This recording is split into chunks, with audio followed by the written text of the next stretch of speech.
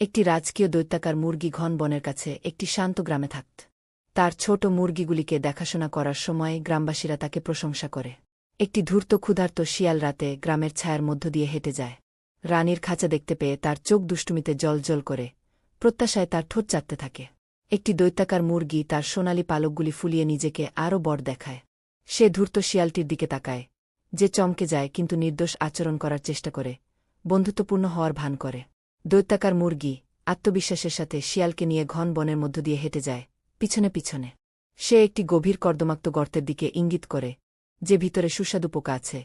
যখন শিয়াল আগ্রহের সাথে ঝাঁপিয়ে পড়ার জন্য প্রস্তুত হয়, ধূর্ত শিয়ালটি গভীর কর্দমাক্ত গর্তে অসহায়ভাবে লড়াই করছে, বুঝতে পারছে সে মুরগির ফাঁদে পড়েছে। বিশাল মুরগিটি তার ডানা ঝাপটায় এবং বিজয়ের সাথে হেসে গ্রামে ফিরে যায়। সাহসী দৈত্যাকার মুরগি রানী গ্রামে দাঁড়িয়ে থাকায় গ্রামবাসীরা আনন্দে উল্লাস করছে।